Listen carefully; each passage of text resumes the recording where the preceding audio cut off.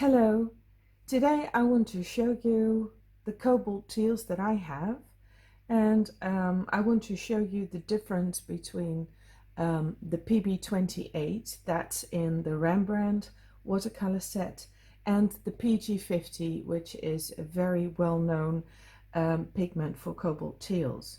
I used to know only the PG50, so when I found out that Rembrandt had this entire new collection and I tried it out, I was very disappointed to find that the PG50 was not in there.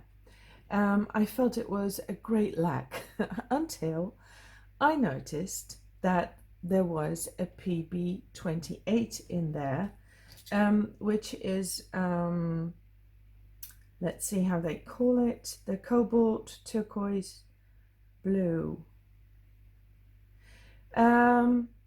And I was very curious what it was going to be like. I paint a lot with the PG50, and I'll show you the reason why in a minute.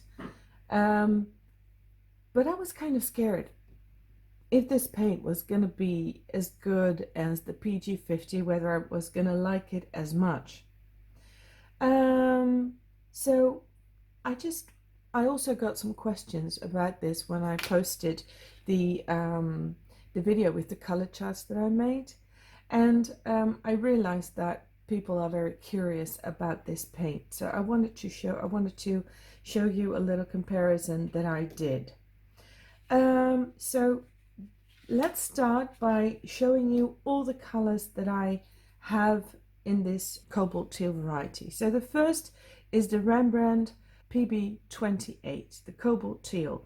It's number 586. That's the first one, and I'm comparing the rest to that. The second one that I have is the Daniel Smith Cobalt Teal, and I have both a watercolor stick and a small tube. Because I like this color so much, I actually really collected this color. Every time I ordered paint, I would order this color because I use it up a lot. Another one that I have is Creamer PG50. Show you that later. I have the Sennelier 843 turquoise green. It's actually the PG50. So the only PB28 I have is Rembrandt, and the rest is all PG50. I have the Horadam 509, which is also PG50, and it is called Cobalt Turquoise. And I have the Core Cobalt Teal, and that's also made of PG50. I think that this was the first that I had in of this color. And I loved it so much that I started collecting it. Okay, so let's see what I did. For starters, I painted these swatches, and I painted 2 of them, so we can lay them side by side in comparison. Well, the first color that stands out is definitely the Daniel Smith Cobalt Teal Blue. It's a lot greener than all the other colors that I have together here. And there is another notable or remarkable thing about this paint. It is that the tube paint granulates much more heavily than the stick. I looked this up online. I actually saw that on Swatches by Jane Blondell. She also found this difference. So if you're after a cobalt teal that granulates a lot, then you would go for the tubes if you want to buy it from Daniel Smith. That being said, the Daniel Smith is way greener than the other ones. This looks like verdigris. I actually have a little piece of verdigris here. This is an old copper plate that I found on the beach, and I hammered down because I'm going to bind a watercolor journal with this. But this heads towards the verdigris color, even though this is not as bright, of course, as this. But I'm saying this out loud because I know that I'm doing my best to show you the colors as they are, but it's just so hard to get them across from my camera to your screen with all the different settings that it's just very hard. So I'm trying to explain in words what it actually looks like.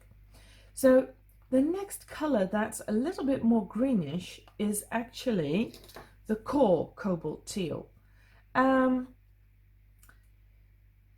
I found that a little bit remarkable because the binder they use is said to be the clearest binder of all. And yet I found that the pigment itself is slightly more greenish. Not very, only slightly, but it is, you can see it, it's noticeable. There's a noticeable difference. It's not as green as the Daniel Smith is, but it's still a little bit greener. And it also looks a little bit more, well, I would say chalky. The other colors are quite similar, although they're all in the exact same blue-green range. They're the same hue. Only Creamer is a little bit more, I would call this Creamer paint sturdy. I don't know if I can explain this, but a sturdy watercolor paint is a watercolor paint that's so chock full of pigments that it heads a little bit towards the gouache. And that's what I found. It takes only a very little bit of paint to pick up a lot of color. And also what I've noticed is there is a little bit of yellowish stuff. When you put a lot of water in there, the binder sort of dissolves a bit and leaves behind a yellowish sheen on the paint. However, you don't see that reflected in the swatch at all. So now, this is the color that it all started with. It's the PB28, and the biggest question was, is it anything like the PG50? Well, just look at these swatches. It actually really is a lot like the PG50. Not like the Daniel Smith, but side by side with the Creamer, you know, they are in the exact same color range. It is hard, you know, sometimes when you're doing swatches to lay down the exact same amount of water and paint. So this I lay down with just slightly less water than the rest, because this, or more water than the rest, because this was in a pan and the rest came from tubes. So the other swatches are more heavily painted, simply because I got some paint from the tubes. But color-wise, this is, you know, very much the same. Try to point out the difference between the Horadam 509, which is a PG50, and the PB28 by Rembrandt. It's hardly possible. They are so much alike. And as you can see here in the lower half and here, you can see this granulation, this texturing. And the PB28 does it wonderfully as well. So in this case, I would say it's absolutely comparable. Compared to the core, it's a lot bluer, but like I said, the core heads in the direction of the Daniel Smith Cobalt Teal, and it is incredibly similar to the Sennelier PG50. And the thing is that, well, I looked it up on Handprint and Art is Creation. They both are, the PB28 and the PG50 are both a cobalt oxide plus a titanium oxide. So they are both semi-transparent and they are both granulating. So they are basically just about the same. So it actually made me wonder, you know, chemically, there is not a lot of difference. Maybe there is some difference, otherwise one would not be a blue pigment and the other would not be a green pigment. I think only in the case of the Daniel Smith you can say that is a green pigment. I mean, that would, for me, I would, if I would have to move around my paint, that would head more towards the green than the others. I think the core is right bang in the middle of green and blue, but the other ones are definitely more blue. So put it as, if you have the Rembrandt and put it next to the Sennelier and the Horadam, they are the same color. The only difference that I noticed, and I can also show you that in the mixes that I made, that the PB28 is slightly more transparent, but only slightly, and maybe in some mixes slightly brighter, but only slightly, hardly noticeable. By the way, these paints behind here are my Rembrandt paints, and I use them to make these mixing charts, because you know, putting down a single color doesn't say a lot. With watercolor, it also boils down to mixing the colors and seeing what happens then. So I made a couple of mixes with the PB28. The top strip here is Rembrandt PB28. The bottom strip is the PG50s by all the other brands, and I will point out to you what is what.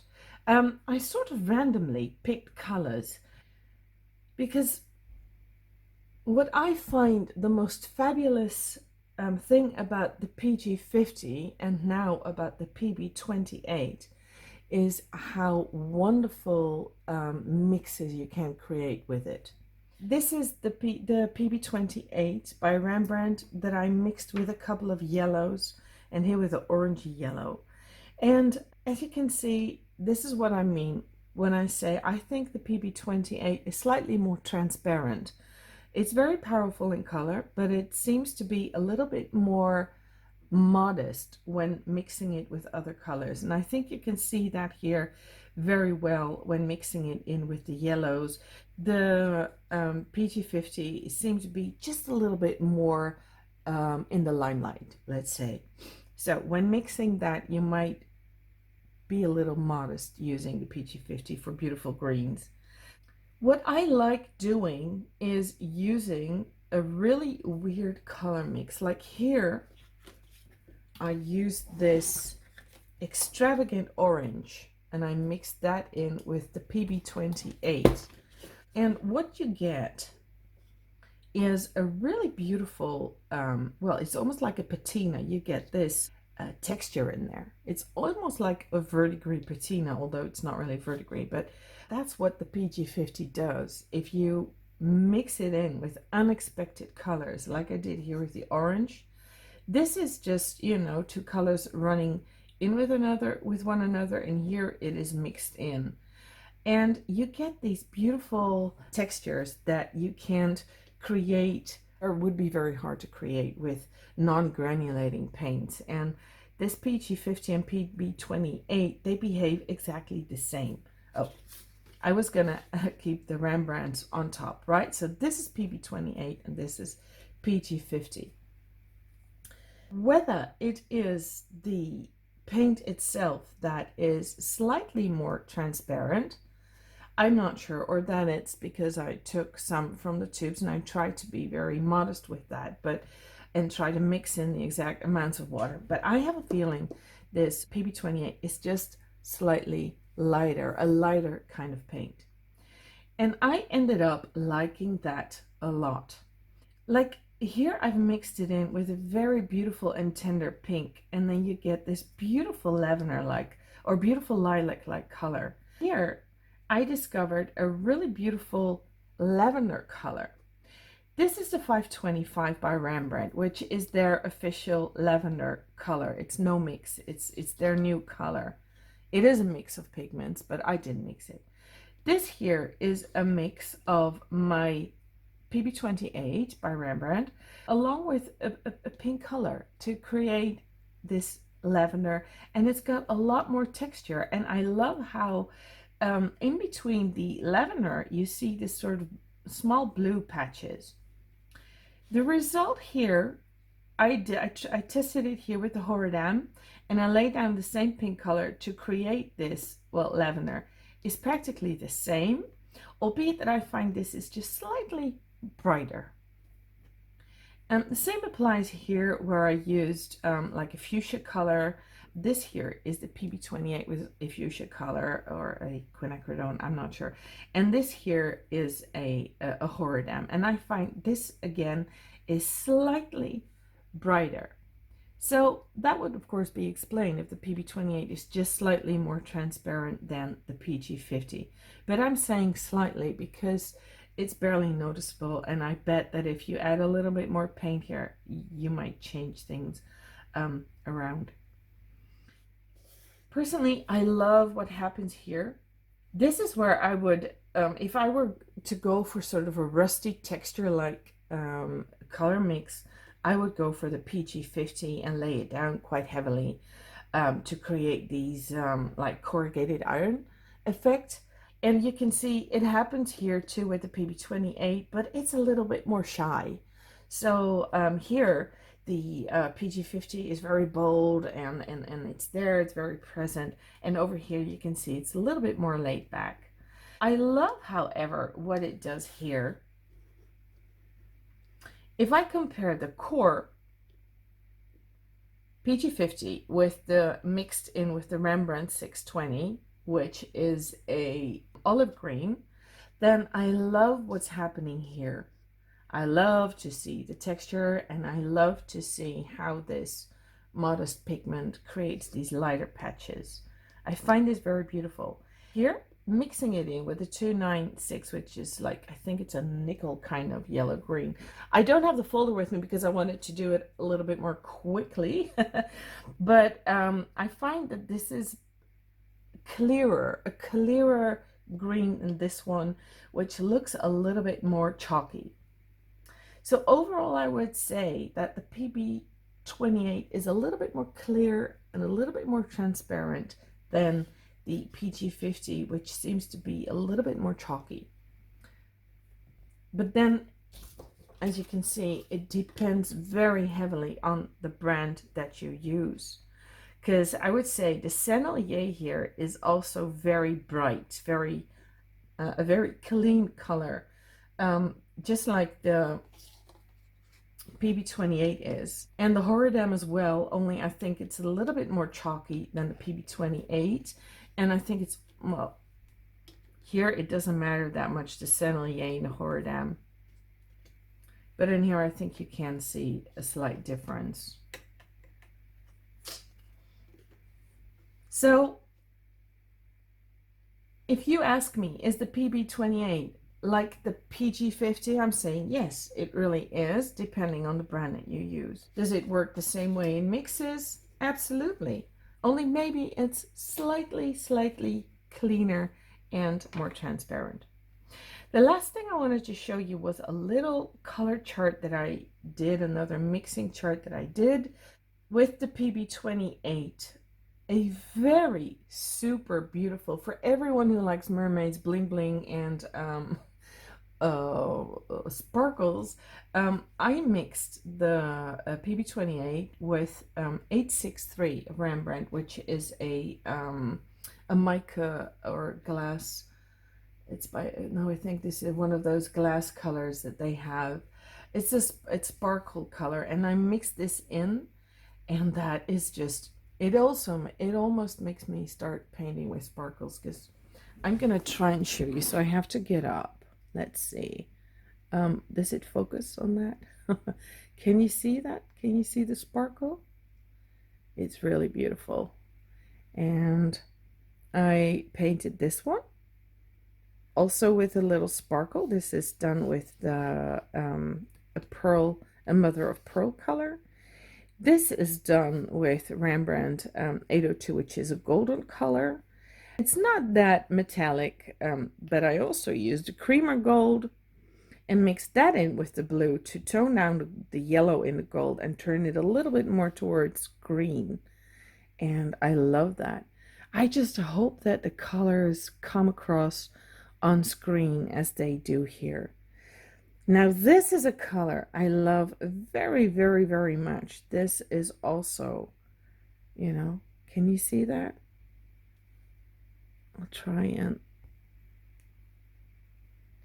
zoom in a little. It's kind of hard filming with a camera, with a phone camera. But can you see the textures in here?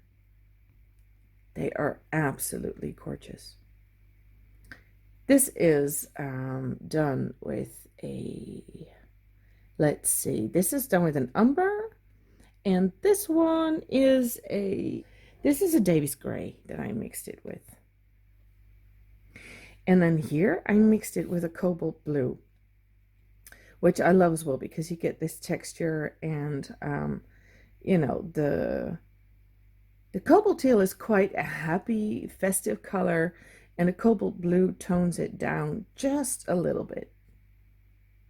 But I like that. So I hope this video helps you decide if PB28 would be a color for you. I hope it gave you some information about the differences between, I'll get these away, between the PG50s and the PB28. But if you ask me, if you want to start buying Rembrandt, if you ask me, is that cobalt teal good enough? I'm saying it definitely is. It's the color, I've only just posted these sets, and it's the color I've been using most, and I use it most as in texture mixes like this one. You can't make me happier in watercolor paint than providing some texture paints for me that I will mix with just about anything to get super nice effects in my work. So I hope this is gonna help you pick your paints, and the Rembrandt's just really lovely. I've been painting a lot with them, and they are just, well, I'm super over the moon with this set. And also I'm no longer sad about them not having chosen the PG50 for their cobalt teal, because this is just fine. So I'll be painting a little bit more with it and seeing to see how the color works out in my work. So I hope you enjoyed the video. If you liked the video, you can subscribe to my channel. There will be more videos. There's a video upcoming about the differences between the old and the new collection Rembrandt. I am going to be comparing a student grade with an artist grade, because a student grade is just fabulous. And well, there's quite a few other videos upcoming. So you can subscribe to my channel, and I also have a weekly newsletter in which I share some inspirational sparks, not necessarily having to do with paint, but with an artist's life in general. So thank you very much for watching, and see you again in my next video. Bye!